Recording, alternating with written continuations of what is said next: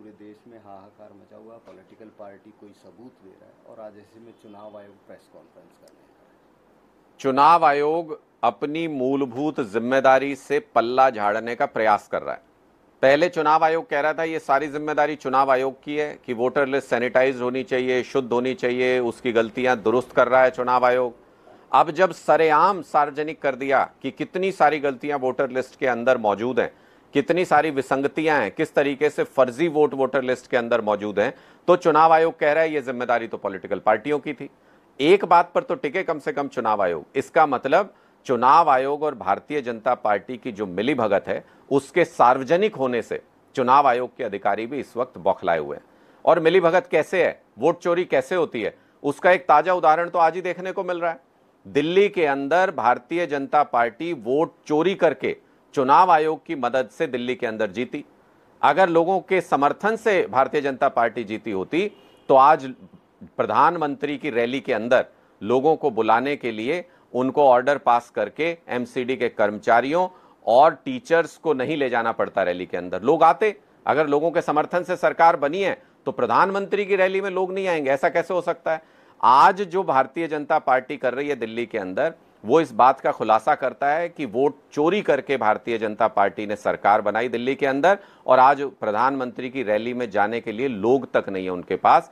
छुट्टी के दिन, त्योहार के दिन आदेश पारित करके एमसीडी के कर्मचारियों को, टीचर्स को, जिनको आम आदमी पार्टी की सरकार में हम विदेशों में ट्रेनिंग पे भेजा करते थे, आज उन टीचर्स को रैली में भीड़ की तरह इस्तेमाल किया जा रहा है भारतीय जनता पार्टी की तरफ से। आज गली गली में शोर है, भारतीय जनता पार्टी वोट चोर है। लेकिन भारतीय जनता पार्टी के लोग तो ये कह रहे हैं आप लोगों के पास कोई मुद्दा नहीं बचा, इसलिए आप लोग सड़कों पे चिल्लाते हैं। देखिए, लोकतंत्र में वोट चोरी सबसे बड़ा गुनाह है। अगर वोटर लिस्ट के साथ ही छेड़छाड़ हो जाएगी, और भारतीय जनता पार्टी को तो इसमें मजा आ रहा है ना, भारतीय जनता पार्टी और चुनाव आयोग की इसमें मिलीभगत है।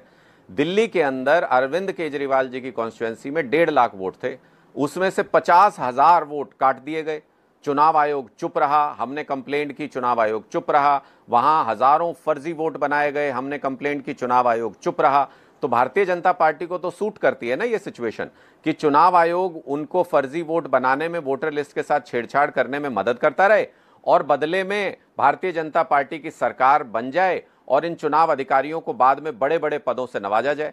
मैं तो फिर पूछता हूं भारतीय जनता पार्टी के नेताओं से जो हम पे आरोप लगा रहे हैं, अगर जनता के वोट से, जनता के समर्थन से दिल्ली में सरकार बनाई थी तो प्रधानमंत्री की रैली में लाने के लिए लोग क्यों नहीं मिल रहे आज भारतीय जनता पार्टी को?